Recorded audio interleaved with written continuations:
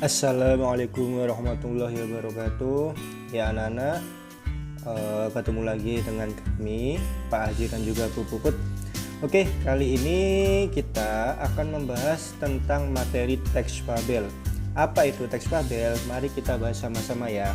Coba nanti kalian bisa mendengarkan, menyimak, dan juga kalian catat di buku tulis kalian ya. Oke, kita mulai saja. Yang pertama, kita mulai dari pengertiannya terlebih dahulu. Pengertian fabel. Fabel adalah cerita fiksi berupa dongeng yang menggambarkan budi pekerti manusia yang diibaratkan pada binatang. Jadi artinya fabel itu adalah cerita yang isinya tentang kehidupan hewan, tetapi memiliki sifat seperti manusia. Dan kita masuk ke ciri-ciri fabel. Ciri-ciri fabel yang pertama yaitu fabel mengambil tokoh para binatang. Jadi di dalam cerita teks fabel itu tokoh yang menjadi pelakunya itu semuanya adalah binatang atau hewan. Kemudian ciri-ciri yang kedua, cerita memiliki rangkaian peristiwa yang menunjukkan kejadian sebab akibat.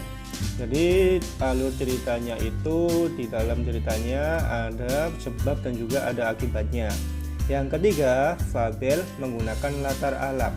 Jadi yang digunakan atau yang terjadi dalam teks fabel itu ceritanya terjadi di tempatnya itu di alam, bisa di hutan, di sawah atau yang lainnya. Oke, kita lanjut ke unsur fabel. Artinya unsur itu yang membangun cerita fabel dari dalam. Yang pertama ada tokoh dan penokohan. Tokoh adalah individu rekaan yang mengalami peristiwa di dalam cerita. Sedangkan penokohan adalah penyajian watak tokoh dan penciptaan cerita tokoh dalam cerita. Jadi artinya tokoh itu pelakunya, sedangkan penokohan itu pemberian sifat atau watak pada tokoh. Bisa dibagi menjadi tiga. Yang pertama ada antagonis, yang kedua tritagonis, dan yang ketiga protagonis. Kalau antagonis itu sifatnya jahat, kalau tritagonis itu penengahnya, kalau protagonis itu sifatnya baik. Kemudian yang kedua latar atau setting. Latar adalah unsur dalam cerita yang menunjukkan di mana, bagaimana, dan kapan peristiwa dalam cerita itu berlangsung. Jadi latar itu adalah keterangan tempat, waktu, dan juga suasana. Yang ketiga, alur atau plot adalah jalinan peristiwa yang memperlihatkan kepaduan yang diwujudkan oleh hubungan sebab akibat tokoh utama, tema, atau kegiatannya.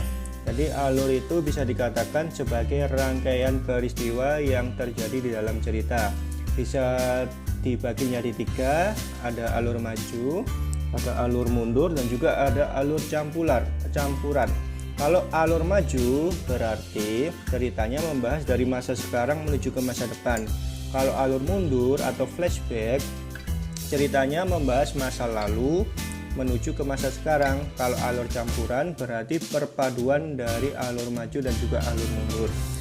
Dan selanjutnya sudut pandang atau point of view. Sudut pandang dapat diartikan sebagai posisi pengarang terhadap peristiwa-peristiwa di dalam cerita. Kemudian ada tema, adalah gagasan, ide, atau pikiran utama yang digunakan sebagai dasar dalam menuliskan cerita. Dan yang terakhir yaitu amanat, adalah pesan yang ingin disampaikan oleh pengarang di dalam ceritanya. Kemudian masuk ke struktur fabel. Struktur fabel itu ada 4. Yang pertama orientasi. Kalau orientasi ini berisi pengenalan atau penyituasian, biasanya berisi pengenalan tokoh, latar, dan latar belakang cerita.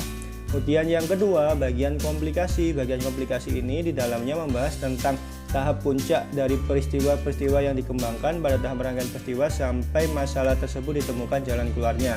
Jadi komplikasi itu bisa dikatakan sebagai permasalahan. Setelah itu yang ketiga yaitu resolusi. Resolusi ini tahap penyelesaian masalah yang terjadi di dalam tahap komplikasi. Yang terakhir koda. Koda ini penutup dan biasanya di dalam koda ini berisi juga pesan atau amanat. Lanjut ke kebahasaan teks fabel. Yang pertama penggunaan kalimat langsung. Kalimat langsung artinya adalah kalimat yang diucapkan secara langsung oleh pengucap. ciri-ciri kalimat langsung itu ditandai dengan adanya tanda petik 2 yang mengapitnya. Kemudian kebahasan yang kedua yaitu penggunaan kata sandang. Kata sandang yang digunakan di dalam teks fabel itu ada kata sandang si dan juga kata sandang sang. Dan yang ketiga, penggunaan kata seru. Kata seru itu contohnya seperti oh, wah, aduh, hai, dan lain-lain. Dan juga kata depan. Kata depan itu contohnya seperti di, ke, pada, dari, dan lain-lain. Lanjut ke jenis fabel.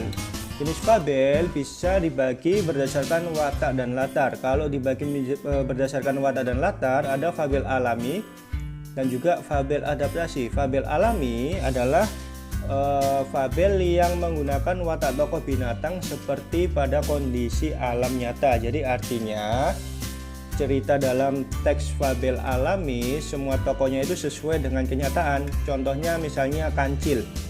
Kancil itu kan adalah binatang yang cerdik. Nah, di dalam cerita teks fabel alami, kancil juga diibaratkan sebagai atau diberikan watak yang pandai atau cerdik.